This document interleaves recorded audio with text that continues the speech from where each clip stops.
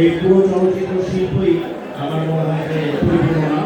মঞ্চাঙ্গনে চলে এসেছেন উপস্থিত হয়েছেন নতুন চাকরি বিরতির মধ্যে তিনি বাড়িতে বসেছেন।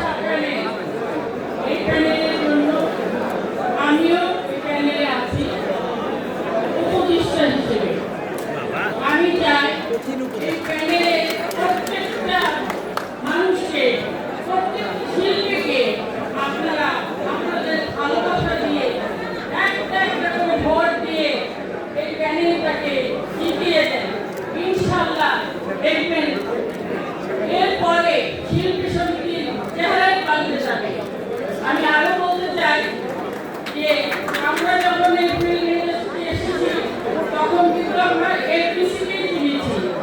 এফডিসি আমাদের জীবন, আমাদের মরণ, এখানেই আমাদের সব কিছু। তাহলে এই এফডিসির মধ্যে একটি কক্ষ শিল্পী সমিতি। শিল্পী সমিতি, এখানে এই সমিতি নিয়ে কেন এত হট্টগোল? কেন হট্টগোল?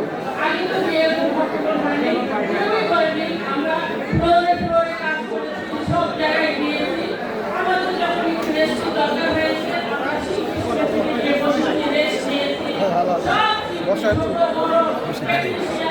সমস্ত শিল্পী যাওয়ার পারমিশন আছে শিল্পী সমিতিতে। এখন এটা আলাদা হয়ে গেছে। আমি সেদিন গিয়েছিলাম, আপনাদেরকে একটু জানাচ্ছি, আমি সেদিন গিয়েছিলাম এফডিসিতে। আমার যাওয়ার ইচ্ছে ছিল না, শিল্পী সমিতিতে ঢুকেছি। আমাকে দেখে ওই কক্ষর দরজাটা বন্ধ করে দিয়েছে ওই ছেলে, তাকে যাচ্ছে।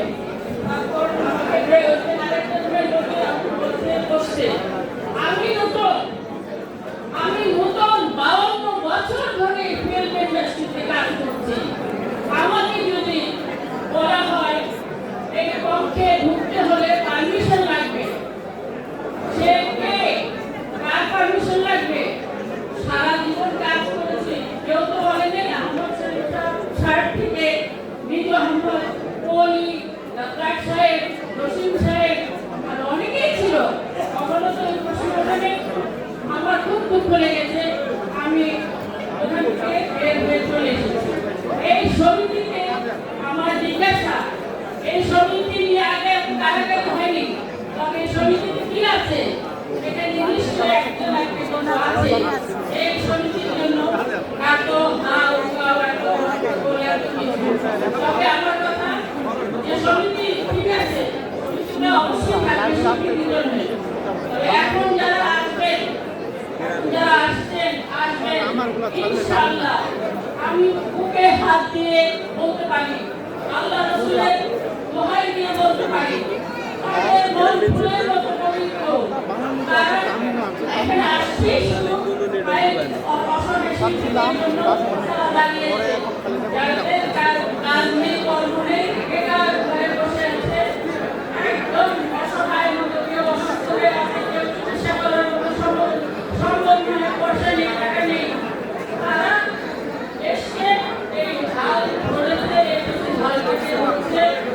আমার সম্মানিত ছোট ভাই উজ্জ্বল, আমার সম্মানিত ভাই মিশা, এদের কাছে অনুরোধ করবো, এই শিল্পী সমিতি নিয়ে যে অবস্থা হয়েছে, এত হানাহানি কানাকানি, তোমরা এইবার ইনশাআল্লাহ পাস করার পর দেখিয়ে দাও যে না, আমাদের এফডিসি এখন সেই আগের পর্যায়ে এসেছে।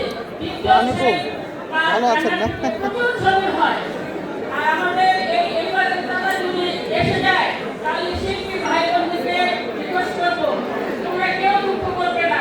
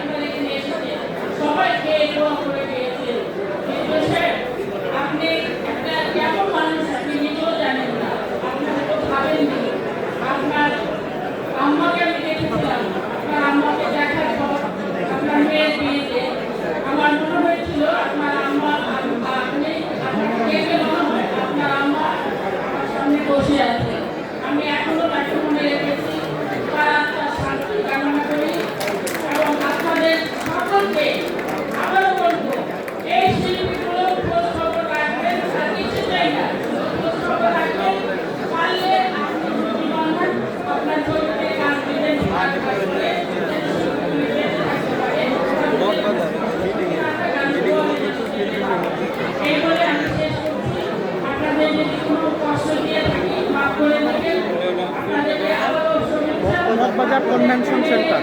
জয়যুক্ত হোক এই দুয়ারে করি আল্লাহর কাছে আমি মান্যত করে রেখেছি।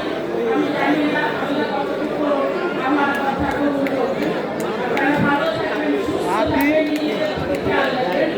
সবাইকে ধন্যবাদ। আসসালামু আলাইকুম। অনেক অনেক ধন্যবাদ প্রধান আপনাকে। এবার মঞ্চে ডেকে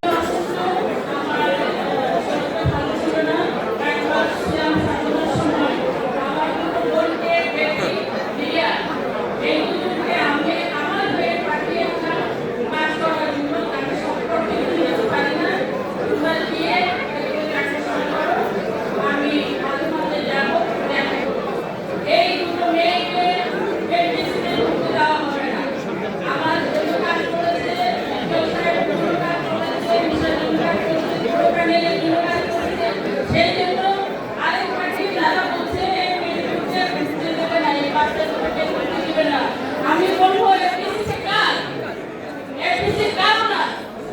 এপিসি কি গার্জেন না? না, এই এপিসি বানিয়েছে আমাদের জন্য, আমাদের শ্রদ্ধেয় যারাই বানিয়েছে তাদের কাছে আমাদের আমি বলবো, তবে এপিসির জন্য আমি অনুরোধ করবো এরা যেন আমার সঙ্গে থাকে। আমি অসুস্থ, মাঝে মাঝে আমাকে ধরে নিতে হয়, এরা যেন থাকে। এরা আমার পাশে না থাকে আমি আর আসবো না এই দেশে। এদেরকে মুক্তি দিতে হবে, তাহলে ইনশাআল্লাহ একটা না একটা কিছু হবে। এইটুকুই আমার বলার বাকি ছিল। ধন্যবাদ সবাইকে। করবেন।